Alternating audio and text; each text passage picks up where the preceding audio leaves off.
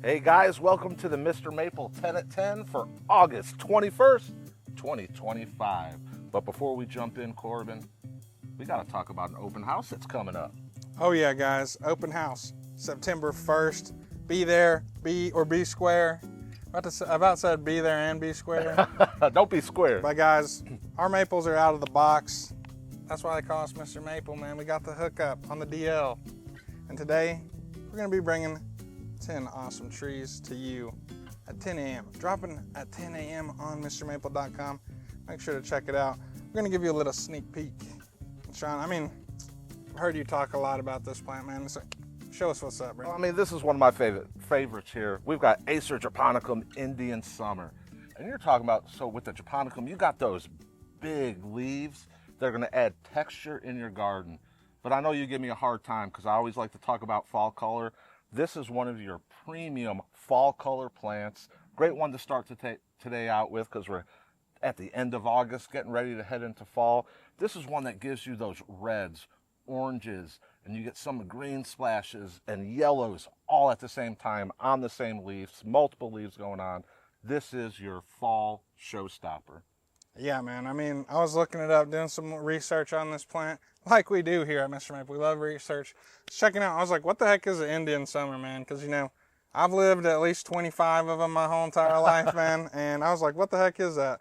So it means like a abnormally dry, kind of warm period during that fall to winter transitionary time. I'm like, that's kind of spot on for this tree because like as that winter comes, you start to bring some light, some heat to the garden with those awesome colors. You talk about a mosaic in the garden. You don't even have to plant a bunch of plants to get a mosaic with this during the fall time because, little splotches of color here, some yellows, some oranges, some purple colors going on all the way across this tree. Super, super dope. Acer Japonicum, guys. And some really, really good size 1 gallons. And, you will want to give this some of that, afternoon relief from the sun. Get some shade for this. But you don't want to miss out. Awesome 1 gallon Indian Summers. Oh, yeah. Guys, do you like Bajarianums? Do you like that, to wield that trident, man, like you're the god of the ocean, man, from the Greek mythology? Well, we got an awesome dwarf variety for you. I know the Bajarianums, they grow kind of fast. They get pretty big. This is something that's going to give you a little bit of a manageable plant in the garden. We got Mino Yatsubusa Acer Bajarianum, guys. Yeah, really cool one. So this is in a dwarf in that trident maple. But what really stands out to me, man, this to me is one of those texture trees in the garden. The foliage on this is different than most other trident maples, and to me it almost kind of has that linear lobum kind of style to it and look to it and texture to it. But it being a dwarf, it's going to stay small and condensed. Now if you see some bigger leaves coming out of them, that's going to be that new summer flush, some of that summer growth on it. Don't worry about those bigger leaves because you'll get those elongated foliage just like like you see here. Great 1 gallons. Yeah, the types of Bajarianums really interest me. Seeing stuff like Miyasama Yatsubusa, where you have, more of that Formosanum leaf, where it's kind of like the cartoony leaf, to moving to something that has like a regular trident leaf, where it's kind of like that elongated trident. And then you see this one, which is super stretched out. And like this one almost reminds me of like dinosaur footprints or something like that, man. It's just like, it just looks funky, and like you said, texture is such an important thing in the garden because with different textures, you really allow things to start to shine, and you start to pick up on different attributes of a tree that maybe you didn't notice without that contrast in texture. And we've had a lot of awesome Bajarianums come up. Angio Weeping, might be some Miyasamas seen in the greenhouse. But then Mino right here, super slow growing dwarf, only going to get about 2 to 3 foot tall in 10 years. Going to get a little bit wider, maybe 3 to 4 foot wide. But then come fall time, it's just going to light up with those oranges and yellows. Really great tree. And what's also fun, you talk about those yellows and oranges, man. A lot of times when we talk about Japanese maples and ornamental stuff, yeah, there's the ones that go to those yellows and oranges. But a lot of times you go to those fire engine reds during the fall.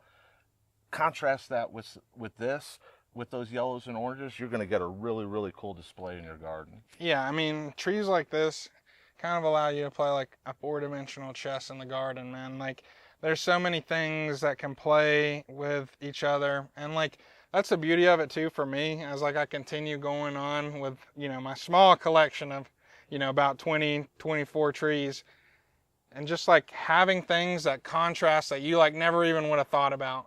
And I think having something like this, it really does give you like a nice jumping off point. You know, put this in areas where you're not going to be able to have a large tree, but you still want that dynamicness of it. This is going to contrast with some cool ground cover really well. Super, super dope Bajerianum, guys. You know, Yatsubusa.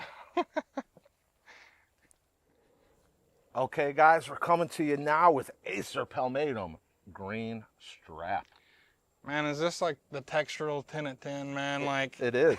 I think it's textural and color. I mean, we're talking about those fall colors, man. We're getting to that time of year, so I mean, it's a great lineup.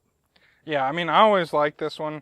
I think on the website it compares it to something like that Kamigata leaf, but I mean, you talk about having a palmate leaf that almost looks dissected. I mean, this is going to give you something that's going to look really cool in the landscape, just because of that thin, stretched out lobes that this one has. Really, really vigorous grower as well, you know, 10 to 12 feet in 10 years, which is pretty nice in that texture.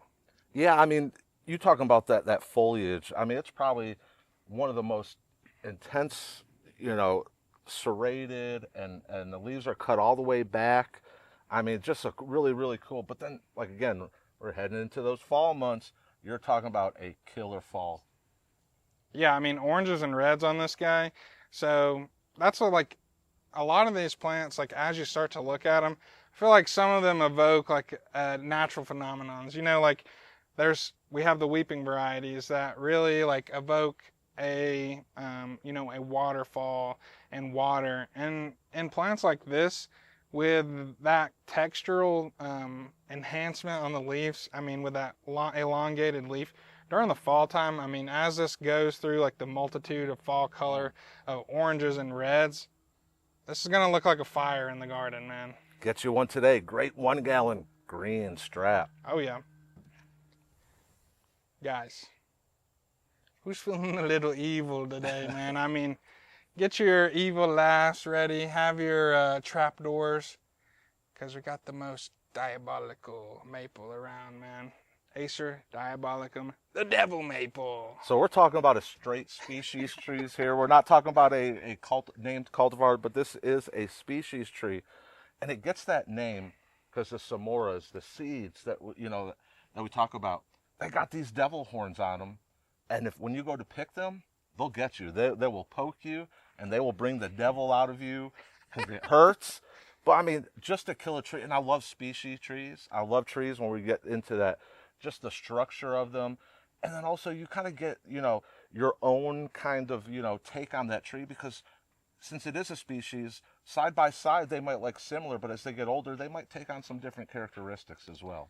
Yeah, I mean, the first time I saw this, I think was like right when I first started working here, maybe within the first couple months, we got a shipment from some random person. They sent us a whole bunch of seeds, and the diabolicum seeds were in there.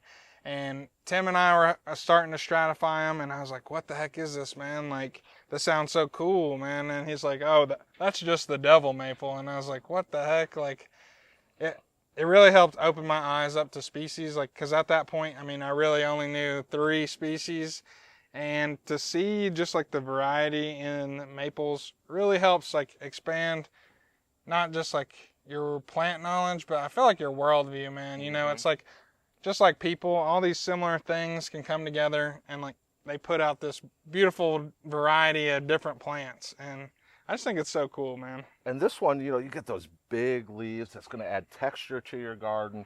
But I really like it during that spring and that during your summer flush, because you get these like peachy kind of reddish light colors coming off on it that just really makes it pop. But again, those big leaves on it are really going to add a presence to your garden. Yeah, I mean, that blushing that you're talking about kind of reminds me of something similar to like akamote that you see like within japonicums, where you kind of get this nice like orangey and then like the blush kind of rolls over top of it, which is awesome. I think what really interests me about this too, and this is what I first thought of whenever we saw the seeds, but I went to high school, we were the Maroon Devils, and I was like, I would love to see a maroon Acer Diabolicum, call it the Acer Diabolicum, the Maroon Devil. And, you know, I donated it to my high school if we got one. But these are just so dope, guys. Don't miss out on having just like an awesome little tree in your collection. You might want to not walk near it with bare feet after, you know, those seeds fall. But this is just going to be a dope one. I'd love to see what it can breed with. I don't necessarily know. But some hybridization in the garden is always possible, especially if you are a species collector, guys. So don't miss out. Okay, guys, we are coming with a fan favorite, Acer Palmatum Firefly. Man, look at these great 1 gallons. Yeah, man, I'm sitting here thinking, I was just like, and you know, Matt's like that 90s guy, so he's like, man, that's a fly-looking tree. But you know, Tim's a little bit younger, so maybe he comes in and says, man, that tree's fire, man. And then they combine them together, bro, and look what you got, Acer Palmatum Firefly. And it don't get much better than that, man. MrMaple Intro, one of the most dynamic reticulated varieties that I've seen.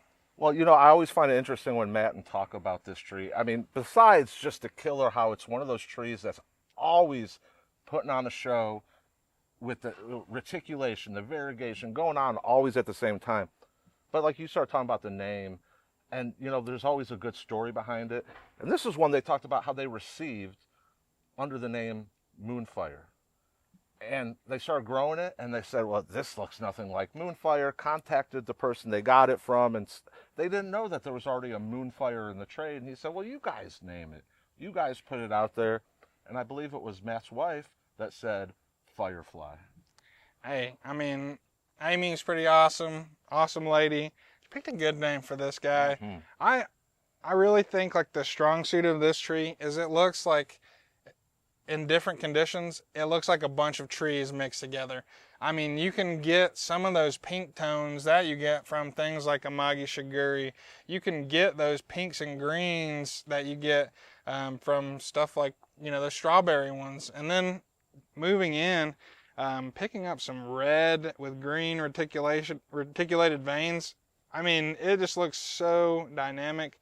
Moving into more of those like greens with just the tiniest hint of reds that just it adds so much depth, man. It does. Well, it's that ever changing. It's one of those that, you know, depending on the year, and it's always, you know, I say when you look at our pictures on the website, those are real pictures. We've been accused, oh, those are Photoshop. Those ain't Photoshop. That's the real deal. And that tree puts those out there, ever changing. I mean, there's times of the year where you talk about where you get some of those reds and all that. Then there's a time of the year where you almost get some kind of bronzing going on. Then there's a time where you kind of get some of that kind of that white frosted kind of going on. Like it's just ever changing during the season, throughout the year. And to me, it's like those are just really exciting to have something happening. Because a lot of times, you know, sometimes we've put something in the garden and it has its one moment of show, and that's when it peaks out. This seems to be one that continues to do it throughout the entire season. And something I noticed about this variety too, that's similar to things like Amber Ghost and Amagi Shiguri. Put this, you might want to play with it a little bit. If you want to pick up more of those reds, you might want to put in a little bit more sun. If you want to pick out some of those paler, pinky colors, some of the whites, yellows, put it in a little bit more shade. You might have it green out a little bit more in the shade, but you're going to get that kind of dynamic punch of color and make it last longer throughout the springtime. But yeah, I love both of these kind of color schemes that it's got going in full sun. We have one planted at the nursery. I moved it from a shady spot into full sun. It's doing great there. And I mean, fiery reds with that green reticulation. And look at the sizes on these. Great 1 gallons. Don't miss out.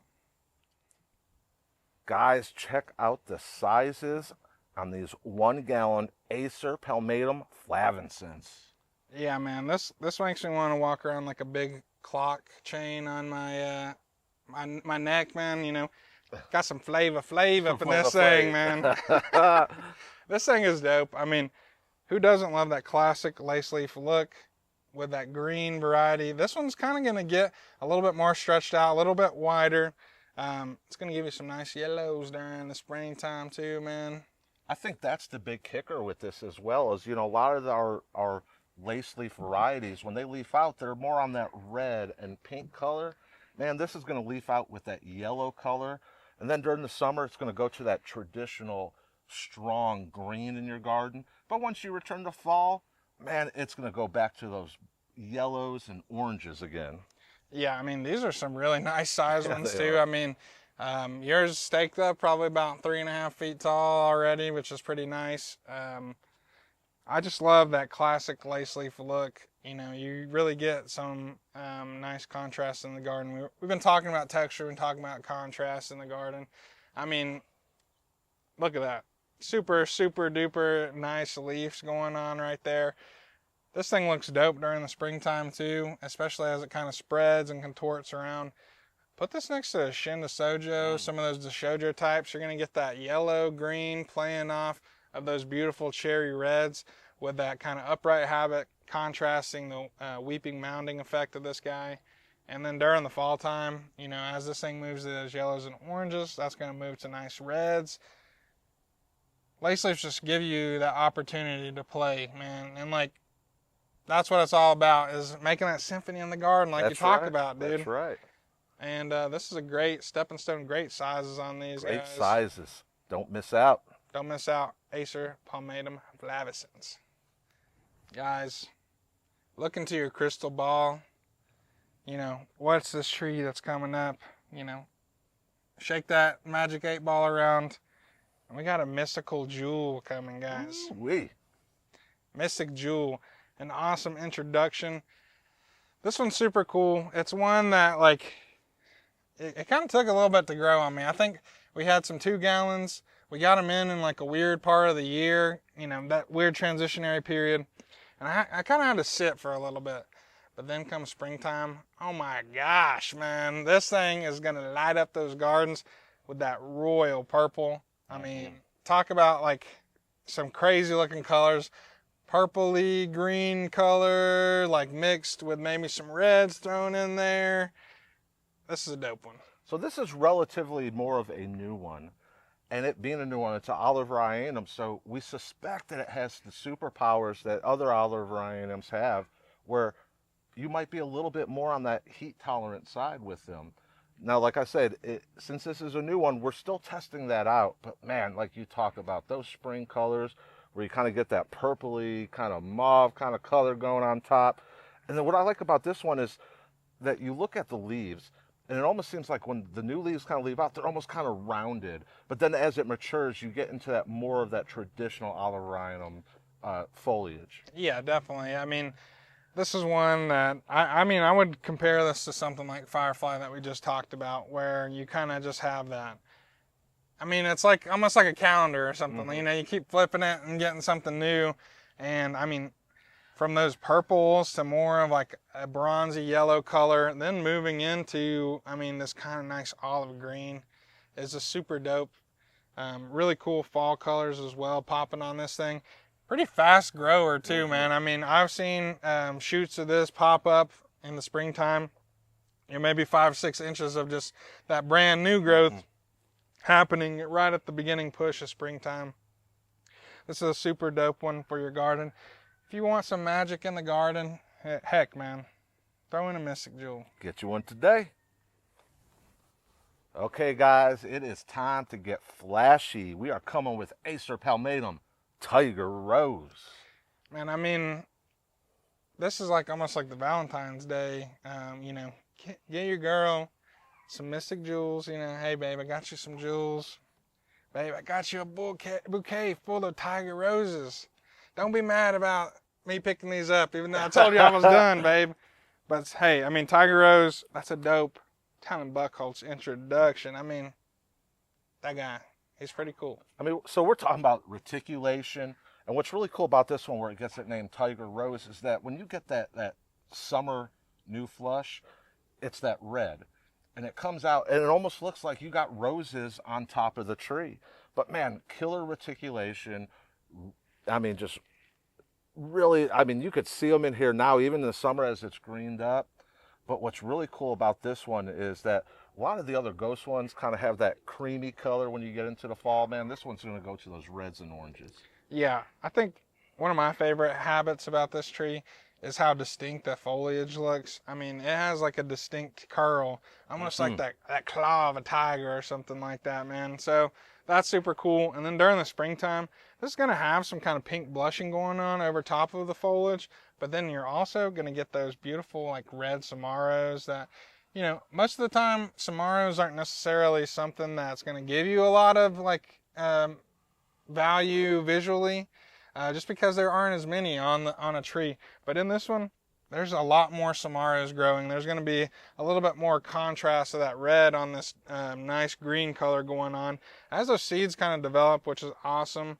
I mean, seeing the original one at Flora Farm is super dope. I mean, really nice shaped tree, very, very beautiful. And then seeing something I love about seeing large specimen reticulated varieties is like getting up underneath of them and then watching like that transition of gradient that happens from like those deep shaded areas to the areas that are more exposed by the to the sun. And I really think like that's where the beauty of it is. It's like, you know, as things get older, you kind of get a little bit of everything. Right. Great 1 gallon Tiger Rose. Get you one today. Oh yeah. You know, Corbin, I'm starting to think that this is the fall 10 at 10 with all these great fall colors that we're bringing you, but we're not stopping there with these great 2 gallon Acer Palmatum Osakazuki. Yeah, man. Whenever I was in Japan, I was like, I want to see an Osakazuki. Like, what is that? And, you know, obviously they thought I was talking about the tree at first, but then they were like, well, a Osakazuki is actually like a drinking cup. So, you know, we talk about that Sakazuki being like a nice red color, which is what this thing gets its fall name for. But apparently, Osakazuki means a big drinking cup, man. And these are some big 2 gallon Osakazukis, man. Yeah, I mean, and I think that like, so Osakazuki meaning like a sumo drinking cup. And it's just so cool because like, I mean, this thing is a rock star out in the garden. I think I love this thing. We talk about the fall time. I love this thing during the springtime too, guys, because like this is when it's subtle, man. You get like the whisperings of like the fall color during the springtime with this. You'll really see some pink start to blush through this tree during that time, which is really cool because it's like you're getting to see that tree kind of flush all those, you know, that chlorophyll and all those pigments into the leaf itself. And I mean, that's super, super dope. But then come fall time, man, I mean, it's the bearer of fall. Like it's what every other Japanese maple or tree is compared to. This is the standard of fall. So when we talk about other trees, it's when we say like we have great fall color on it. Well, this is the one when it comes to a red upright. This is what everyone is comparing it to. And yeah, it's like I can just sit here and think of all the amazing Osakazukis I've seen, like as we go into different gardens, and it kind of feels like it's like a little bit of a rite of passage, man. It's like if you don't have an Osakazuki, are you really collecting, man? You know, you might just be dabbling a little bit, man. But this is what it's all about. I mean, we love those fall colors. And I think every 10 at 10 is a fall color 10 at 10 whenever it comes to it. They are maple, so I mean, always going to have great fall color. But I mean, Osakazuki, guys, pair it with those three other varieties. You know, you get that Ichigyoji, you get that, you know, I know that Matt and Tim say Tobyosho's in that as well, and then you got you know, that Kihachi Joe as well, Hogyoku. All those fall color trees are going to look great next to this guy. And we talk about contrast, guys, throw it next to that Flavescens, throw it next to that green strap. I mean, it's going to look amazing, especially nothing else compares to the red that this thing puts on. Go check out that Maple Walk video we did from last fall. you're going to see an Osakazuki in primo color, guys. And you're talking about here, I mean, look at these are 2 gallons. Great sizes. They've been staked up to give it that head start. But man, these are landscape ready sizes. Get you one today. Don't miss out. Okay, guys, we are coming to you with some awesome Shara Red. Oh my gosh, guys. Talk about texture. Talk about color in the garden. We got an awesome elongated Shirasawanum, a red Shirasawanum. Pretty dope, guys. This is going to give you just that elongated, almost Matsumori style leaf going on with a beautiful burgundy colors going on. Super, super dope tree going. Well, this one I think is a really interesting one because this tree comes from Europe. And in Europe, they list it as a palmatum. And we list it as a Shirasawanum. So we believe that it's a hybrid. And what, so when you look at it, you've got the intense palmatum style leaves. But habit-wise, it's like a Shirasawanum. And some of those things are, like I say, just the habit of the tree, but also the samaras grow up instead of down, which is what Shirasawanums do. So you got that really cool hybrid with those, like I say, those palmatum leaves. But man, that Shirasawanum habit, and it's a red upright, man, killer. Yeah, I mean, something I'd love to pair this with, Irene, Summer Gold, something that's going to give you a nice contrast with that red that's going on. Just a bunch of cool stuff that's going to go very well with this, just because of that leaf shape, man. I mean, that's kind of atypical of a lot of other maple varieties, but it's going to contrast well. It's going to be a nice texture in the garden, and it's going to be cool because it is kind of that hybridization going on. And I think most of the time, I mean, I'm seeing seeds on this, so that just kind of interests me already. It's like, having that hybridization just allows for more hybridization, which is super, super dope. Guys, Shira Red, one you're not going to want to miss out on. That's the last of the 10 that we're showcasing today on this video. But guess what? There's 20 altogether. There's 10 more. So if you didn't see something that you really needed on this one, maybe it's on the extra 10. Sign up for that email to make sure. And guys, be ready at 10 a.m. for this Mr. Maple 10 to 10 drop. And don't forget to make your plans now for the upcoming open house. We look forward to seeing you. If you want to shoot a video with us, do a top 5, holler at this man, holler at me, let us know, and we'll get that taken care of. Man, we appreciate y'all always tuning in to the Mr. Maple Show, tuning into the 10 at 10. We appreciate your business. We couldn't do this without you. Guys, make sure to drop a like and take care. God bless. And have a great day.